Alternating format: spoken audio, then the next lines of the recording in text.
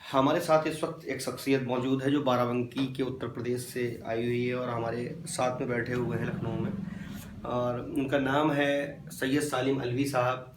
और सैयद सालिम अलवी साहब कहने के लिए तो अभी उनकी उम्र 22 से 23 वर्ष ही है, मगर उन्होंने एक ऐसा कारनामा कर दिखाया है और ऐसा काम जो कम से कम 50 से 55 साल की उम्र में लोग कर पाते हैं, 60 साल की उम्र में कर पाते हैं। उन्होंने एक किताब लिखी जिसका नाम है द मॉब लिंचिंग, समस्या और समाधान। और उस किताब को लेकर हम उनसे चर्चा करेंगे कि सालिम अलवी साहब और आप अभी की लोग 22-23 साल की उम्र में कायदे से चलना सीख पाते हैं, आपने इतना बड़ा कारनामा और आप क्यों ज़रूरत पड़ी ऐसा करने की और क्यों आपने एक किताब लिखी, इस पर बात करेंगे। सैयद साहब, बहुत बहुत मुबारक हो आपका कि आपने टाइम दिया और मेट्रो फ्यूचर पे बात करने के लिए। और ये जो किताब आपने लिखी द मॉब लिंचिंग, समस्या और समाधान, क्योंकि अभी उम्र आपकी 22 से 23 वर्ष है जी। इस उम्र में लोग चलना नहीं सीख पाते हैं, कायदे से कमाना खाना नहीं सीख पाते हैं, और आपने इतनी बड़ी किताब लिख दी द मॉब लिंचिंग। कुछ सर, सबसे पहले तो मैं मुबारकबाद पेश करता हूं आपको कि आपने अपने इस चैनल पर मुझे इनवाइट किया। और जैसा कि आपका सवाल था कि इस उम्र में, तो जहाँ तक आप भी देख रहे हैं कि आज एक नौजवान को इन सब जिम्मेदारियों से कहीं ना कहीं लगाव रखना चाहिए। और ये मुल्क नौजवानों का है, और स्वामी विवेकानंद जी हमेशा कहा करते थे कि नौजवान ही इस देश का भविष्य है, और इस देश की तरक्की में, उसके विकास में नौजवान ही कहीं ना कहीं अपनी एक महत्वपूर्ण भूमिका निभाता है। मॉब लिंचिंग एक ऐसा मुद्दा है जिस पे देश की सर्वोच्च अदालत से लेकर माननीय सुप्रीम कोर्ट से लेकर और देश के प्रधानमंत्री तक ने इस पर चिंता जताई है। तो और मॉब लिंचिंग आज के दौर में एक महामारी का रूप ले चुकी है, ये बात किसी से छिपी नहीं है। आज जिस तरीके से आपके बीच जो आंकड़े हैं, हमारे बीच जो आंकड़े हैं, वो ये दर्शाते हैं कि इन मुद्दों पर अब हमको खामोश न रह करके बल्कि एक कदम आगे बढ़ाना होगा, और हमको तरीके खोजने होंगे कि किस तरीके से मॉब लिंचिंग की घटना को रोका जा सके, ताकि कोई माँ जो अपने बेटे से महरूम ना हो पाए, कोई पत्नी जो विधवा ना होने पाए। और क्योंकि आज मॉब लिंचिंग की शक्ल में कहीं ना कहीं से कुछ ऐसी ताकतें या कहीं सियासी फ़ायदे के लिए आप किसी की जान नहीं ले सकते। और जो दूसरा सवाल था आपका कि इस उम्र में, तो फिर किसी शायर ने ठीक कहा था कि हम भी अगर चुप रहेंगे तो आखिर बोलेगा कौन। तो फिर मैं उसी अशार पे ही मैं मुश्तमिल अपने ज़िंदगी के सारे कारनामों को अंजाम देता हूँ कि आज सारी दुनिया में लोग खाने कमाने में लगे हुए हैं, लोग अपने स्वार्थ के लिए कोई कहाँ से कोई क्या करता है, लेकिन मैं उसी पे हूँ कि अगर हम भी सर चुप रहेंगे तो फिर कौन बोलेगा, कौन लिखने के लिए आएगा। आज आप देख रहे हैं कि हमारे मुद्दे ना कोई बोलने के लिए आगे आ रहा है, ना कोई लिखने के लिए आ रहा है, और अगर कोई कहीं ना कहीं से बोलता भी है तो सिर्फ अपनी सियासी फ़ायदे के लिए ही बोलता है, और वरना उस समस्या को तह से जड़ से ख़त्म करने के लिए कोई हमारे समाज के लिए, हम लोगों के लिए खड़ा नहीं होता। जिस तरीके से कि तकरीबन 70 से 72 वर्ष तकरीबन कमोबेश देश को आज़ाद हुए हो गए हैं, जिसको, और इस वक्त 2014 से भारतीय जनता पार्टी की सरकार है। आपको ये किताब लिखने की मॉब लिंचिंग पे इस वक्त ज़रूरत क्यों पड़ी 2014 के बाद? इससे पहले मॉब लिंचिंग नहीं होती थी? सर, मॉब लिंचिंग पहले भी होती थी, लेकिन इस तरीके से नहीं होती थी। जो मॉब लिंचिंग पहले भी होती थी, मैंने बताया आपसे कि सर जय श्री राम का नारा नहीं लगाया जाता था किसी को मारने के लिए।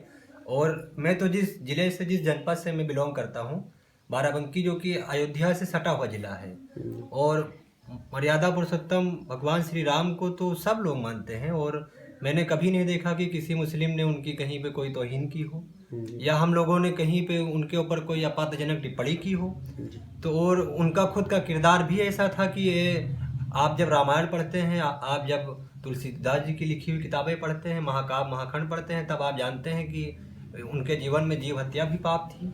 और आज उन्हीं का नाम लेकर, आप उन्हीं के नाम का नारा लगाकर किसी एक मानव हत्या कर रहे हैं, ये कहाँ से जायज़ है। और 2014 के बाद से, जैसा कि आपने बताया कि भारतीय जनता पार्टी जो सरकार में आई, उसके बाद से लिंचिंग की घटनाएं बढ़ी हैं, और ख़ासकर एक धार्मिक उन्माद के चलते बढ़ी हैं।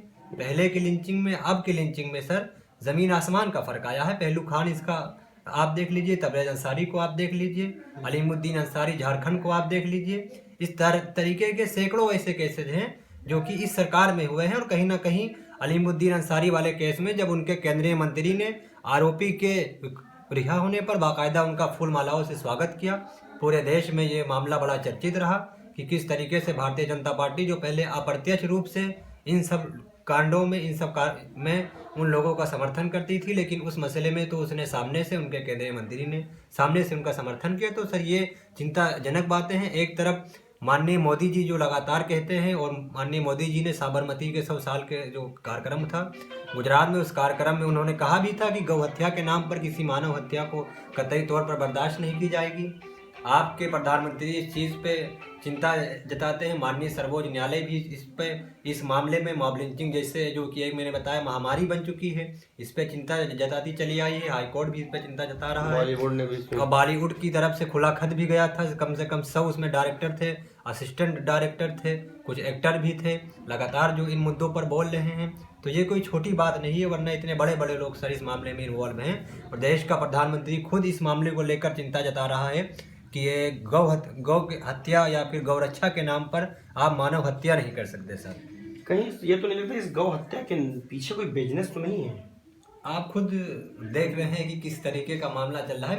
मैं ये बताना चाहता हूँ आपसे कि ये जिस तरीके से, चाहे हिंदू हो चाहे मुस्लिम, ये कभी लड़ाई झगड़ा नहीं चाहता है। जी जी, तो मैं यही कहूँगा इसके पीछे कोई बिजनेस व्यापार तो नहीं है? जी बिल्कुल है। आप, मैंने बताया नहीं कि असर है, सियासी फायदा लिया जा रहा है यहाँ पर, वरना इस देश का जो कि मुस्लिम, मैं बता रहा हूँ कि मुझे जिस तरीके से मुस्लिमों ने कभी भी श्री राम जी के लिए कोई आपत्तिजनक टिप्पणी की ही नहीं आज तक, कहीं से भी ये देख लीजिए। और जो लोग करते भी हैं तो वो उसको खुद भोगते हैं। लेकिन आप धार्मिक रंग दिया जा रहा है आज की ये जो गाय है या फिर गौरक्षा के नाम पर, देश की जो बड़ी बड़ी कंपनियां हैं जो कि इसको प्रोड्यूस करती हैं, वो उसके एमडी कौन है आप उनका पता लगाइए, वो खुद उन्हीं के समाज से बिलोंग करते हैं। मुस्लिमों की बजाय उन्हीं के नाम पे सब होता है। आप व्यापार जो कि आयात और निर्यात करते हैं, बड़े पैमाने पे करते हैं, आपने देखा होगा, हम लोग भी देखते हैं। ये जो किताब आपकी आ रही है, ये कब तक उम्मीद की जाए? ये किताब सर बस 20 मार्च तक इंशाल्लाह ताला बहुत ही जल्द ये मंजर आम पे होगी, और प्रेस क्लब लखनऊ में इसका विमोचन होगा।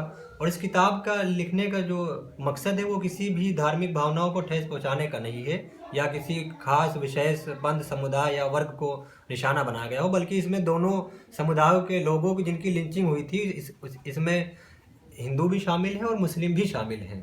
और इसमें दूसरी जी क्योंकि लिंचिंग उनकी भी हुई, और लिंचिंग है, और बुराई होती है, वो किसी के भी साथ हो, बुराई का कोई ऑप्शन नहीं होता, वो चाहे आपके साथ हो, हमारे साथ हो, या दूसरे समाज के लोगों के साथ हो। तो इसमें हमारे हिंदू भाइयों के साथ भी कुछ जगहों पर अन्याय हो, उनके साथ भी लिंचिंग हुई, और इस किताब में पारदर्शिता के साथ उनका भी मैंने उल्लेख किया है, उनका भी वर्णन किया गया है, बगैर किसी भेदभाव के। और हम भेदभाव नहीं चाहते, हम भेदभाव नहीं करते, हम आपस में एक दूसरे के साथ भाईचारे के साथ, जो कि हमारी पहचान रही है भारतवर्ष की, पूरी दुनिया में भारत की एक पहचान, गंगा जमुनी मिसाल की जो गंगा जमुनी तहजीब की जो मिसाल दी जाती है, हम उस पर कायम रहना चाहते हैं। और उसी के अकॉर्डिंग हम चाहते हैं कि जल्द से जल्द सरकार व सुप्रीम कोर्ट इन मामलों को स्वतः संज्ञान लेके कठोर से कठोर कानून बनाए, और मॉब लिंचिंग करने वालों को, और जो लोग मॉब लिंचिंग करने के लिए उकसाते हैं, उन लोगों के लिए सख्त से सख्त वो सज़ा मुतय्यन करे, ताकि आने वाले दिनों में अपराधियों के लिए और इस तरीके के भड़काऊ भाषण देने वाले लोगों के मन में एक विराम लग सके, और उनमें एक बदलाव दिखे। जैसे फिर मैं उसी जगह पे आता हूँ कि आपने किताब जो मॉब लिंचिंग लिखी, इससे पहले तकरीबन 23 साल की उम्र में मैंने सुना, काफ़ी मैंने जो सुना है, मैंने आपसे तो भी बात उस विषय में नहीं हुई कि कई किताबें आपने अभी तक लिखी है, और सब उन किताबों में सबसे बड़ी किताब आपकी ये है। तकरीबन 8 से 10 किताबें आप लिख चुके हैं। तो उनमें से इस किताब के अलावा और खास किताबें कौन है, कुछ नाम? इस किताब के अलावा सर जो लॉकडाउन, जब पहला लॉकडाउन लगा था 2019 की मैं बात कर रहा हूँ, तो सर सबसे पहले मैंने किताब लिखी थी तज़किरा औलिया हिंद, जो करीब 900 पेज की किताब है। और वो किताब PDF की शक्ल में कंप्लीट है। और उसके बाद जो दूसरी किताब थी वो हक के सिपाही थी, इसी तरीके से खिदमत उलमाए मुस्तहिदीन है, चमनिस्तान वारिस किताब थी, जो कि अहले तसव्वुफ की किताबें हैं। ये सब तसव्वुफ के जुमरे में आती हैं। लेकिन ये जो द मॉब लिंचिंग किताब थी, ये एक सामाजिक किताब है, ये देश के समर्थक और ये देश के लिए ये एक सबसे बड़ा मुद्दा आप कह लीजिए। और इस किताब के लिए मेरे अजीज साथी नज़्म हसन प्रताप गढ़ी भाई और मैंने प्लान बनाया कि इस किताब को और उन लोगों को जिनके साथ नाइंसाफ़ी हुई है उनके हक़ को दर्शाया जाए, और साथ में ये भी बताया जाए कि ये किस तरीके से इस महामारी का इलाज है, संभव है, और ये समस्या कहाँ से पैदा हो रही है। इसके लिए हाई कोर्ट लखनऊ के एडवोकेट सैयद अकरम आज़ाद साहब ने लगातार मशवरा दिया और लगातार उन्होंने हेल्प की, और भी कई ऐसे साथी हैं जो लगातार इस मिशन में, इस मुहिम में उन्होंने साथ दिया और अपने पैमाने से जो भी उनसे हो सकता था, जो भी जानकारी वो मुहैया करा सकते थे, चाहे वो लीगल हो या फिर जिस भी पोजीशन में वो थे, जिस भी वो उसमें थे, उन्होंने वो काम किया और हम लोगों के साथ खड़े हुए। और ये उन्हीं लोगों की मेहनतों का नतीजा है कि ये किताब बहुत जल्द मंजर आम पे होगी और एक तारीख दर्ज करेगी इंशाल्लाह। ये हमारे साथ थे एक नौजवान राइटर सैयद सालिम अलवी बाराबंकी से। बने रहिए मेट्रो फ्यूचर न्यूज़ के साथ।